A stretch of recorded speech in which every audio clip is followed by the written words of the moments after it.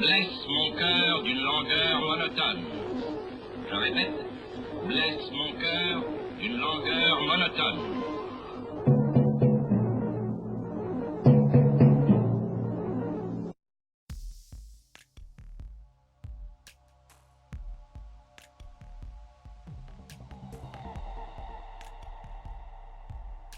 Hey everybody, dutchsinse here.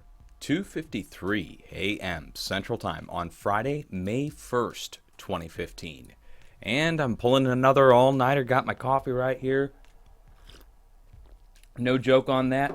And now's a good time to get into the earthquake update for the next 7 days. And this might be a long video, it might take up a lot of time, but it's going to be worth the time for you guys to watch, because we've got some serious activity going on around the planet. And let me just go ahead and show you what's happened over the last 7 days. Okay, and this is 4.0 and greater internationally, and 2.5 and greater in the US. You're not seeing the activity that struck at the English Channel, which were a series of 3.0 earthquakes, and you're not seeing activity across Africa. And USGS is going to show us everything 4.0 and greater internationally. They don't show us the smaller events internationally. However, this gives you a great idea of what's happened. We've seen a tremendous uptick in activity. Globally, well, we've seen at least, 4 6.8 earthquakes, 3 of which are associated over here in Nepal, 1 of which just struck yesterday in Papua New Guinea. You see the earthquake raised high off the globe here. The higher these are off the planet, the deeper they are into the earth. This is an earthquake 3D feature. And at the start of the week, 6.2 kicked off up here in Vancouver, British Columbia, and a 5.5 right along the Gorda Escarpment, which you don't see here now. But now, yesterday, they've announced that a new volcano is erupting off the coast of Oregon. And we also saw a series of steam plumes erupt out of Oregon, Northern California, also Nevada, and Southern California. So now, in the last just few minutes, a borderline 4.0 earthquake just struck along the edge of the North American craton. And if you look at the last 7 days, that's no shock. Okay, when we see another borderline 4.0 earthquake there, that's the fracking operation, but the other operations in the area moved, as well as dormant volcanoes up and down the west coast, the steam plumes that I just told you about, the new volcano erupting here off the west coast, and the earthquakes that happened at the start of the week. 3.7, now downgraded to a 3.4, struck downtown Los Angeles. We were expecting a 4.0, 3.7 hit. Okay, that's within the range of acceptability, but it definitely struck right in the area we were watching for. New Brunswick, Canada, also, look at that, 2.5 struck there, right in the area we were watching. Series of 2.0 struck down the East Coast, Massachusetts, New Hampshire, and those were back-to-back over the last several days. Lone 2.9 down here at the Colorado, New Mexico border, Trinidad. Also, we were watching for that to happen this past week, and it occurred. So, guys, what can I say? All the areas we were watching showed movement. And that includes down here in Chile, today, another large volcanic eruption occurred at Calbuco Volcano, which the media is not talking about. So, what can we expect over the next 7 days? To get a better idea, let's look at the last 48 hours of earthquakes. Alright, now we're looking at the last 48 hours. You can see the deep asthenosphere 6.2 magnitude earthquake. The 6.8 at a shallow level was a response to the previous earthquakes that had happened a few days prior. So that means there's going to be follow-up movement sometime in the near term over the next 7 days, again in the area to the west-northwest of this deep 6.2. So look west of the 6.2, northwest of the 6.2, somewhere out here in this region, we're going to have to see shallow, large movement greater than the 6.8 that struck here, which was a result of the 5.0 earthquakes that struck in the asthenosphere deep in the earth earlier in the week. So first we saw 5.0s, that led to the 6.8 here, then we saw 6.2, that's going to lead to another earthquake right in this area again. Now that's not the only area to watch. That really is a small little area though, right off the eastern shores of Papua New Guinea going as far east as Fiji. We're talking about right in this region here, someplace in the next 7 days is going to see a large earthquake in this region. Also to the northwest of here. So that puts it down to South Japan, yet again, South Japan to Taiwan, small region right in here. We had a 5.0, 5.2, 4.5. The 4.5 struck right in the area within a couple miles of the spot that showed that dramatic rise, the seafloor rise and the ground collapse, however you want to call it. That's the area that saw the 4.5. So a lot of movement up here to the north. That means to the south has to show compensation. Haven't seen any large earthquakes strike in the Philippines. Well, now in several, over a couple months now, we really haven't seen anything large strike in Philippines. We need to be on watch in Philippines. This is definite over the next 7 days because all the areas have shown movement. We're already looking south towards Japan. So southern Japan already primed. The area to the south completely silent, which means pressure has built. Again, when you look at the earthquakes over the last 7 days, let's turn these down. Look at the area that hasn't shown any movement but should show movement. From Vietnam east into Philippines, somewhere right in here. Again, that narrows it down. I mean, there's a lot of areas to watch, but the areas that should see large, shallow movement are pretty small. So here and here, okay? Now, we have to also keep watch for additional deep asthenosphere earthquakes that could switch things up over the next few days.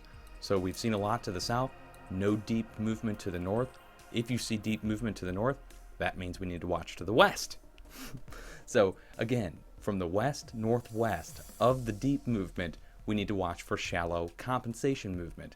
Last week, before this large 7.8 hit that killed 5,000 people, there were deep earthquakes that happened here near Japan. I issued an earthquake warning saying I didn't really understand too much about the tectonic plates over here in Russia-China border region, but that we needed to watch along the Russia-China border somewhere here for a large earthquake. And what actually happened was at the China-Nepal border, a large earthquake struck, and that was actually west. Here, let's get this more on a equatorial center here. Okay, so the area west of the deep asthenosphere earthquake showed movement, and I thought it would be northwest, and that's because the Pacific plate shows northwest.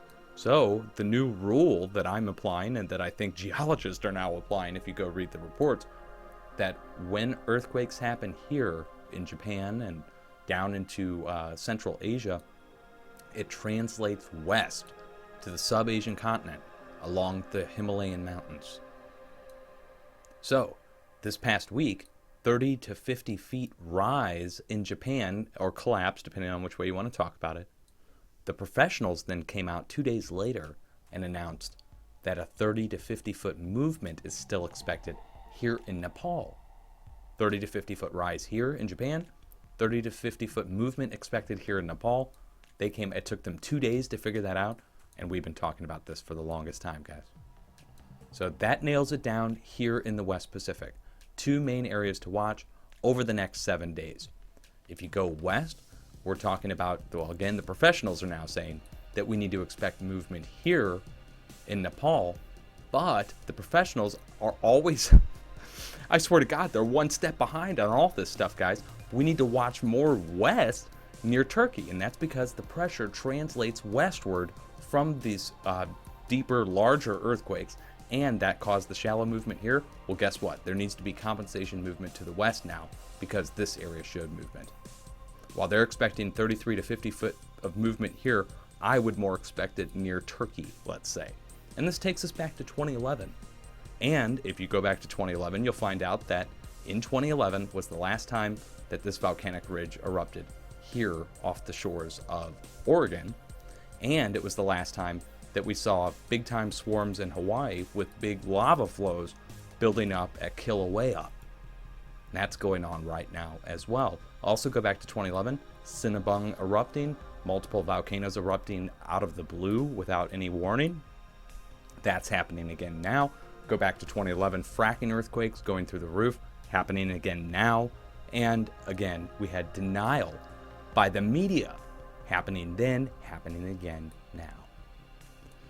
So, in the other areas around the planet, let's try and get an idea of what to watch for elsewhere. So, we've already nailed down West Pacific. We've already also nailed down Sub-Asia going into Turkey, where I would personally watch myself. Europe, we saw the movement happen here in England, the 3.3. To get a better idea of the European movement, let's go over to the EMSC. I hope people can repeat this process, understand how one earthquake is translating across a region and leading to another earthquake elsewhere. So you can see here this cluster, this is normal, okay, when we see activity throughout this region, but the cluster also lends credence to the fact that we're probably going to see some kind of large movement in Turkey over the next 7 days because of the cluster point down here to the south.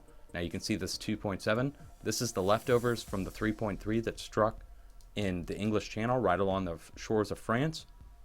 That's again because the movement down here to the south last week pushed up here finally and caused an earthquake on day 7 of the earthquake forecast watch for the region. You can see over here to the west, Azores. Those 2 earthquakes, they started out as 4.0. There were 2 other earthquakes this past week after the Nepal quake. Within just an hour or 2 of the Nepal earthquake, we saw the earthquake pressure transfer west and cause 2 back-to-back earthquakes out here in the Azores. That's happened again now.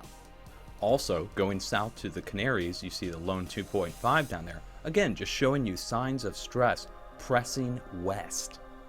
So what does this mean? Well, if we see a large earthquake in Turkey, that's going to reset for here in Europe, and we'll start to see pressure build down here to the south again. So that might lead all the way up to North Italy, right along the southern Swiss border, somewhere up here in the north boot heel of Italy. We might need to watch for a larger earthquake, again after the movement that would happen in Turkey. So the reset switch has been hit here in Europe, down to the south, have to watch out, and the area in question is the area that's already showing heavy movement. If you go back to last week, we saw this movement more up to the north. So it's translated back. Again, that's based on the earthquakes here at the Himalayan, Indian, China border that just showed so much movement. Now let's get back over to the USGS real quick, take a look at the last 7 days, wrap up this forecast.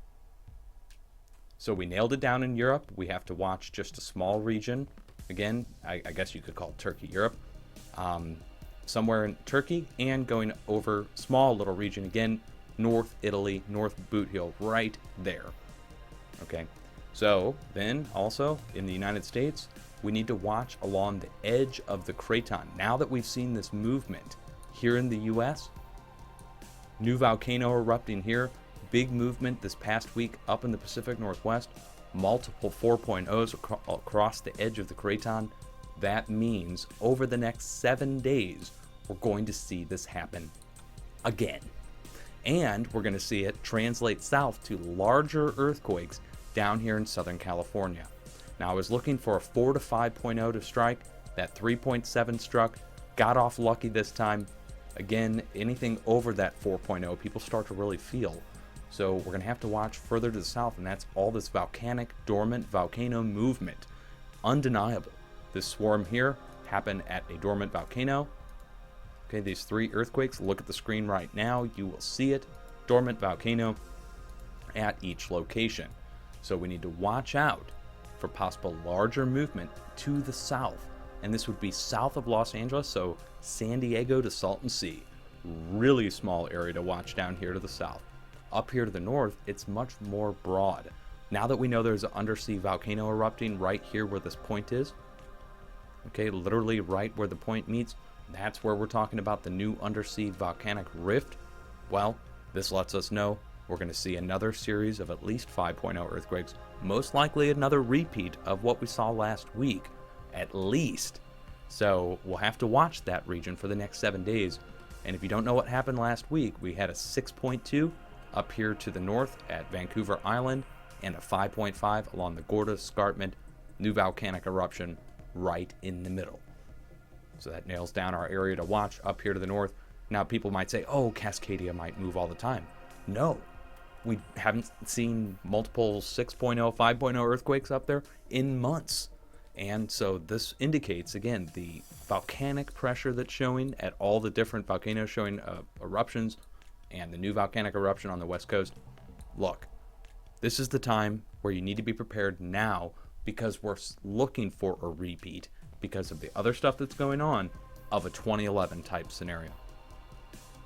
When the media is talking about, hey, this all happened in 2011, this volcano erupted in 2011, the last time we saw the eruption here off the coast of Oregon, 2011, that lets us know a 2011 repeat's happening. Let's not bury our heads in the sand this time and actually start to make some preparation plans. So, in other words, if you are an emergency manager, you need to be on heightened alert. If you manage a nuclear power plant, you need to be on heightened alert only in the areas that could possibly see large-scale movement. And we've narrowed it down. So there's only two other areas that we haven't talked about yet. That's Central America and South America. Well, yesterday, going into today, another huge eruption at Calbuco Volcano. All right, that's relieving the pressure down here to the south. Luckily, if you want to call that luckily, no big earthquake striking there, instead volcanic eruptions, which means the area to the north should show compensation movement based upon the fact that it's been silent. There's been a lot of movement to the south at the volcano, and the excessive pressure coming from the west, and the deep earthquakes that have happened over the last several days, again indicated by the height off the planet. So all this movement down below the Pacific, deep down below, pushing up below the entire plate, displacing the lava and magma chambers at the different volcanoes around the entire plate. To the north of this movement, you can already see that it's already been clustered out with a series of 5.0 earthquakes. And the area directly in the center would be the area that will finally show that one big large earthquake. Again, the area right in the center of all this cluster of movement. So let's take a quick look.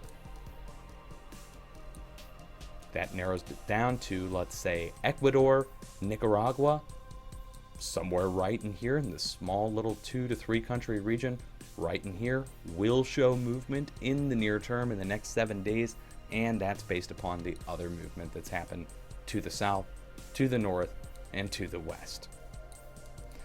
Hopefully I'm wrong on some of this stuff. The other areas that I don't normally cover, don't normally cover Africa, don't normally cover Antarctica, or down here to the south, the Solomon Sea, Solomon Islands. Also don't normally cover Canada. Again, we're talking about sparsely populated areas, and the Canadians kind of keep their feeds to themselves. There's no way for me to get their feeds on here. We could go check the charts, but I can tell you this. The areas in Canada, the areas up here to the north, only show movement after we see movement down here to the south. So you'll see movement up here, in the northwest, presses down here to the south, southeast, through the Midwest. Then we'll see follow-up earthquakes happen up here in the northeast. Sometimes, like in 2011, a series of 4.0 earthquakes struck right here along the eastern coast. Let me zoom in. Right here, where the split goes out to sea, right through there, a series of 4.0 earthquakes. A series of 5.0 earthquakes struck in Oklahoma, Arkansas, and Colorado at the fracking operations that you see moving here now. So, if we see 5.0 earthquakes, or upwards of high 4.0 activity start to occur here, we need to watch for the East Coast for possible larger movement. You'll remember, 2011, 5.9 struck in Virginia, caused damage to the Washington Monument, shook people up and down the East Coast. That kind of repeat event can happen again when you start to see this activity here. Will it happen over the next 7 days? Well, that's all going to depend on what happens out here in the Pacific.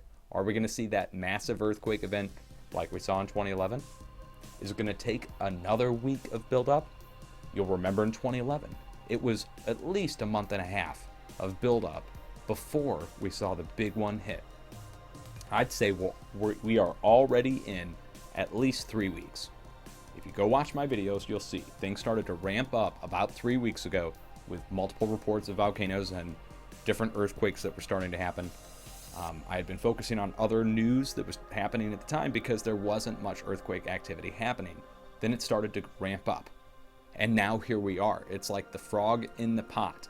So a lot of people don't realize that the water's heating up and there's nowhere to jump out. So we need to be finding a place for safety inside this boiling pot that most people don't want to even admit exists.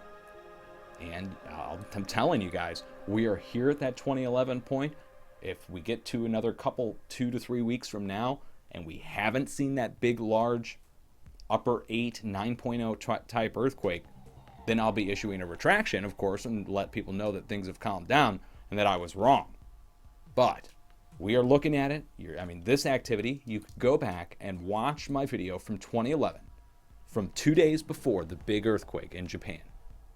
And I did a full update where a 7.2 struck Japan 2 days before the big one. I warned everyone back then, just like I'm warning everybody right now. And if you watch the video, compare the earthquakes then to the earthquakes now. Just compare, and you will see that the earthquakes now far outnumber the earthquakes that were occurring at the same time. So we're talking March 2011, where it's April now, going into May 2015. So within a month, same basic time, you will see that it's more earthquakes now, larger earthquakes now, larger clusters now, more volcanoes erupting now. So if that holds true, then it should mean there should be a larger earthquake following.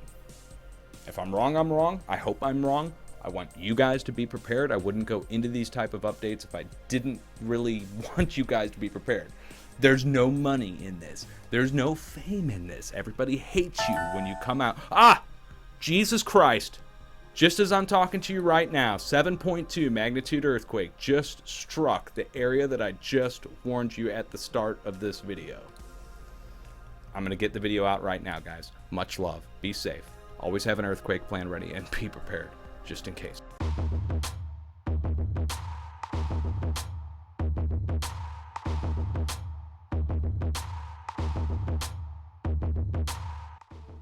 Hey everybody, dutchsinse here. 4:05 a.m. now, Friday, May 1st, 2015. And instead of trying to record another video, I'm just going to add this on to the end. I went over to Facebook, made a post on this, did a full blog post. Let me take you over here and show you guys. I'll put a link down below to this. Couldn't leave the video just like that. Of course, that struck as I was talking. Now, the USGS has downgraded the earthquake to a 6.8 magnitude. You can see it here in green. And let's get the stats on this, since this will probably be where they leave it. They may bring it back up above 7.0. We never know. Here's the scientific summary. 57 kilometers deep, 6.8 magnitude. Started out as a 7.1. There was a localized tsunami warning issued just temporarily, and now they don't have anything issued. Let's just click on that to make sure. Okay, just an informational advisory. That's good. That's really good news, actually. And let's just jump back over to Earthquake 3D. And, just to have that strike while I'm talking, come on. So, in light of this new 7.0 earthquake that just struck in the shallow area following the Deeps 5 and 6.0 earthquakes, that's 2 back-to-back, let's say within 24 hours of each other, less than 24 hours of each other. 2 near 7.0 earthquakes. This one started out at 6.9. This one started out at 7.2. That averages out to near 7.0. 2 7.0 striking.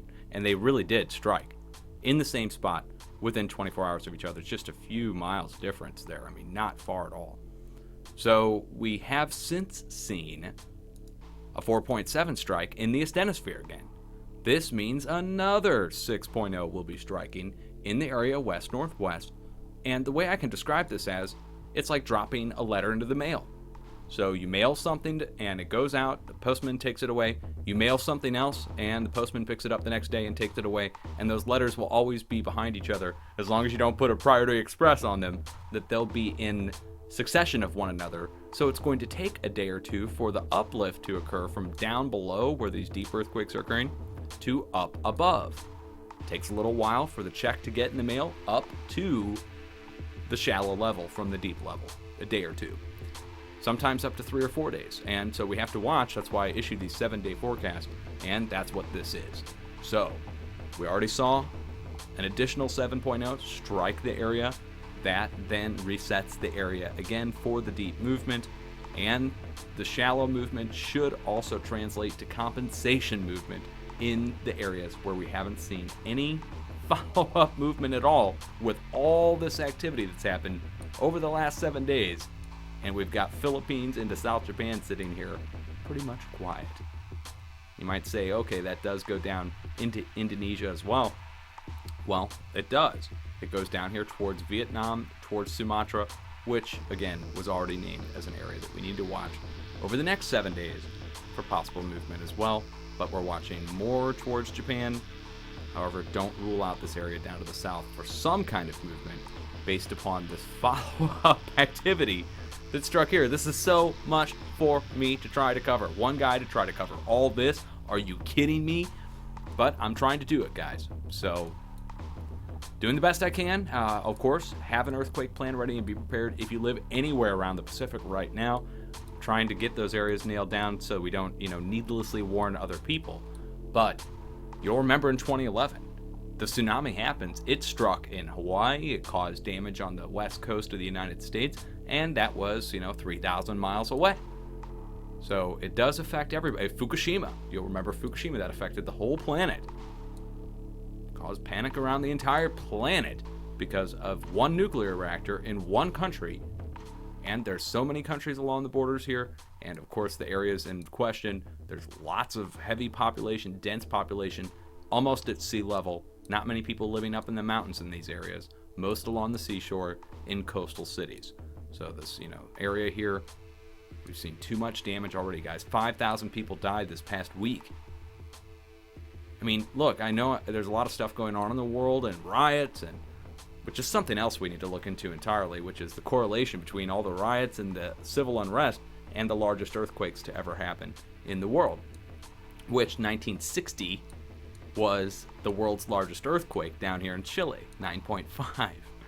So, 1960s, there's all that civil unrest and everything going on. Well, is there a connection? I don't know. Maybe people start to feel this. Maybe it has an effect on human behavior. Maybe it's just a coincidence.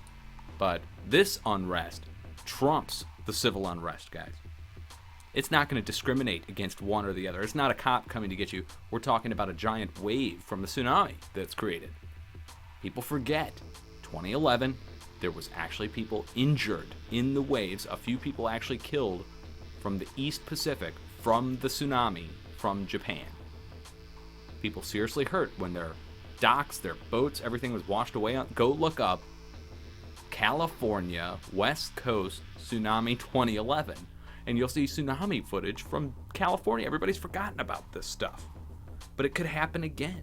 We're looking at a 2011 type event, and I think the 7.0 popping on the screen as I was talking there proves that. No exaggeration on my part at all. Being a person who covers this, the only person who covers this on YouTube in any way, shape, or form trying to forecast, it's like a voice in the wilderness. You're a watchman on the wall, and you're trying to warn people without panicking them and by giving them good information on where to watch. I think I've done that over and over again. I hope you guys appreciate it and get the word out to the people who live in the areas that we're already watching. So, named out California, we now need to really be on watch in the areas that I've already named. Not going to get back into that. You guys can watch the front end of this video, rewatch it if you need to. Much love, be safe, have that plan dusted off, and be prepared if you live in the Pacific. It's a lot of people to get the message out to. And you don't have to have a huge amount of supplies, guys. Really, what you need to have is a good idea of your surroundings if you live in a coastal area, of where a high point is, a sturdy structure, or a high point that you can go to in case a wave comes towards you. And if there's a large earthquake, that you have the appropriate supplies set aside ahead of time to take care of yourself in the near term until some kind of stability returns to your area. Food, water, transportation, communications, self-defense. You can hit all those with maybe $100. Here in the States, on a budget prep, you can do it. Trust me, I have. And if I can do it, you can do it. For a few $100s at the most, if you want to get the water filters and that kind of stuff. If not, you know, a 24-pack of bottled water and a set aside of your extra keys and a way to turn off your natural gas in your house, or maybe some kind of survival gear to survive outside for a few days in case your house were to have some kind of damage to it to where you couldn't live in it. Those kind of things come in handy. They don't cost much beforehand, but after some kind of disaster strikes, getting your hands on them it's impossible. So just ask the people who survived the previous disasters if they wish they would have had certain supplies set aside ahead of time. And they'll all tell you, of course I wish I would have. You know, I had to wait for this help to come from so-and-so. So, much love, guys. Be safe, have an earthquake plan ready, and be prepared.